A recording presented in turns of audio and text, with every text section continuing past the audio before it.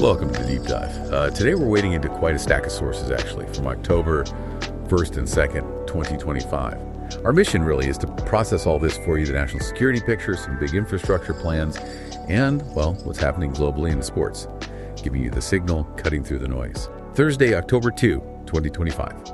Welcome to the Noticias El Salvador SVE podcast, a space for conversation and reflection where we explore current affairs in El Salvador and the world together. Search for this podcast on Pandora, TuneIn Radio, Spotify, Apple Podcasts, or Google Noticias El Salvador SV and you'll find many options. Or search for us on your favorite platform, you're sure to find us. You'll find the PayPal link in the description of this podcast's content. Your contribution, no matter how little it is, helps us stay connected in the cloud and provide content. Follow us, share, and comment. Yeah, and looking through these headlines from the last couple of days, there's a really clear theme emerging. It's this sort of dual focus. The government is heavily promoting security wins, stability being enforced, while also laying out these pretty ambitious plans for the future. Modernization. Okay, let's anchor this with the big story, the one everyone's talking about. End of September numbers. Right. The announcement that September closed with 0 homicides nationwide. Which came right after the extension of the régime d'exception. That's a huge statistic, isn't it? Yeah. But what's the context around that?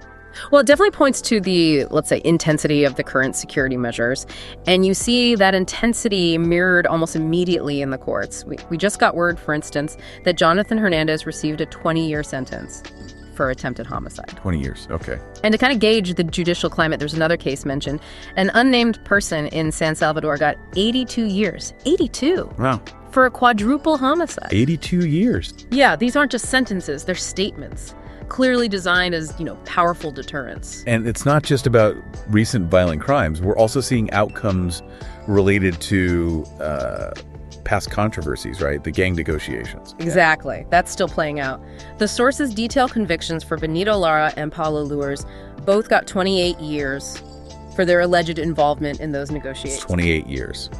And Lara's reaction? Reportedly, he maintained his innocence right through it, said, "Soy inocente."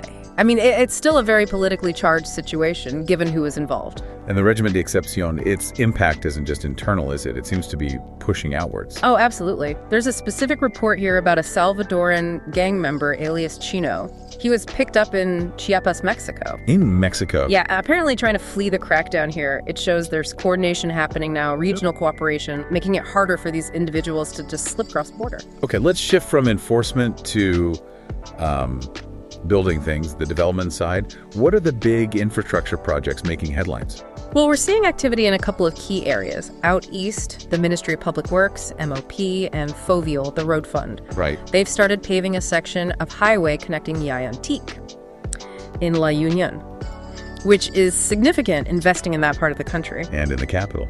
Something major happening there, too. Yeah, the Metrocable project, they've officially initiated it. The idea is to connect key areas in the San Salvador metropolitan area, tackle the congestion. A cable car system, basically. Essentially, yes. Yeah. A big urban transit overhaul. And looking at the money side of things, the finance minister presented the 2026 budget proposal, and part of that includes a specific budget boost for the UES, the University of El Salvador, planned for 2026. Interesting. And there was something about cutting red tape in healthcare. Yes, that's actually quite significant for efficiency. They've approved these express permits. So private clinics, hospitals, labs, they can potentially get authorized in just 5 days now, which should really speed things up, cutting through bureaucracy. All right, let's broaden the lens. Global news. The last 48 hours seem like a real mix. Conflict, politics, even some unexpected holiday news. It's quite a mix, yeah. Globally, tensions remain high in the Middle East. Reports mention President Trump giving Hamas an ultimatum. To accept his peace plan for Gaza. At the same time, Israel intercepted a flotilla headed towards Gaza, arrested activists, and apparently some European legislators who were on board. And Europe itself facing security issues on 2 fronts. Yeah. Potential threats and actual attacks. It's a stark contrast, isn't it? You had Oktoberfest and Munich shut down early, and explosives alert, precautionary. Right. But then a horrific actual attack in Manchester, UK during Yom Kippur. A synagogue in Crumpsall attacked with a car and knives. Oh no. Yeah, tragically, 2 people killed, 3 injured. Police neutralized the attacker, but it underscores the vulnerability, especially during sensitive times. And meanwhile, across the Atlantic, the U.S. government dealing with its own internal issues. That's right. The partial U.S. government shutdown started. No agreement between Trump and Congress on funding. How does that affect things here? Visas, for example. Well, the sources say that U.S. visa processing in El Salvador is expected to continue, quote, as the situation permits. So, some continuity, but with a caveat. Okay. And the unexpected holiday news. Oh, right. That was Venezuelan President Nicolas Maduro. He officially announced an early start to the Christmas season in Venezuela. Early Christmas. In October. In early October, yes. Definitely an unusual announcement, perhaps a distraction, perhaps just festive. Hard to say. Okay. We've covered a lot of ground. Security, infrastructure, global events. Let's take a quick pause here. When we come back, we'll dive into some specific local incidents and the latest in the world of Deportes sports. Thursday, October 2, 2025. Welcome to the Noticias El Salvador SV podcast, a space for conversation and reflection where we explore current affairs in El Salvador and the world together. Search for this podcast on Pandora, TuneIn Radio, Spotify, Apple Podcasts, or Google Noticias El Salvador SV, and you'll find many options. Or search for us on your favorite platform. You're sure to find us. You'll find the PayPal link in the description of this podcast's content. Your contribution, no matter how little it is, helps us stay connected in the cloud and provide content. Follow us, share, and comment. All right, let's get into sports. World Cup qualifiers are heating up. What's the latest with the La Selecta? Well, the focus is intense right now. They're training hard for the upcoming qualifiers. Big games against Panama and Guatemala for the 2026 World Cup push. And the fans. They're behind the team. Oh, definitely. The tickets for the home game against Panama completely sold out. Agotadas. The excitement is there, no question. But there's a complication, right? A shadow hanging over that Panama match. Yeah, unfortunately. FIFA brought down sanctions on FFUT, the Salvadoran Football Federation. Sanctions? What? A fine 50,000 Swiss francs and, crucially, reduced capacity at the Cuscatlán for the Panama game. It stems from racist incidents during the match against Suriname. Ouch. So fewer fans allowed in for a sellout game because of past behavior. Exactly. It's a tough penalty that directly impacts this crucial qualifier. On the player front, Rafa Tejada is apparently training separately, differentiated training, and Harold Osorio is noted as a novelty in the sessions, maybe someone to watch. Okay, and shifting to the local league, Alianza is on a roll. They really are. They're just one win away now from matching Aguilar's historic record of 10 straight victories. That's impressive. Yeah, and one of their players, Juan Barona, was quoted saying they want to keep making history, so the ambition's high. Any other local club news? A bit of drama, actually. Club Hércules let go of 2 players and some technical staff right in the middle of the Apertura 2025 tournament. That kind of disruption is, well, it's never ideally mid-season. Okay, moving beyond El Salvador. Yeah. International sports highlights. A couple of big ones. In the Campeones Cup 2025 final, Toluca beat LA Galaxy. Okay, and boxing. Major upset. Terrence Crawford defeated Canelo Alvarez, unanimous decision. That sent ripples through the boxing world. Wow, Crawford over Canelo. Big win. Huge. And then, probably the most talked about announcement, Bad Bunny is headlining the Super Bowl 2026 halftime show. Bad Bunny at the Super Bowl. Okay, makes sense culturally. Right, but here's the detail everyone's buzzing about. The announcement also mentioned that ICE agents... Wait, ICE... Immigration and Customs Enforcement? Yes, ICE agents will apparently be present at the spectacle. Hold on, ICE agents at the Super Bowl halftime show. That seems incredibly unusual. What's the context there? Is the source explaining why? It's definitely unusual. The source material just stated it as a fact alongside the Bad Bunny announcement. It implies, a very heightened security presence, perhaps linked to the current political climate, or just federal protocols for massive events now. Huh. Federal law enforcement at a pop culture entertainment event? Mm-hmm. That's certainly a sign of the times, perhaps. It definitely makes you stop and think about the layers involved in putting on these huge shows now. Okay, let's bring it back home and drill down into some of the specific local incidents reported in the last day or so. The how it happened. Right, let's start with that windshield incident that went viral. We have the names.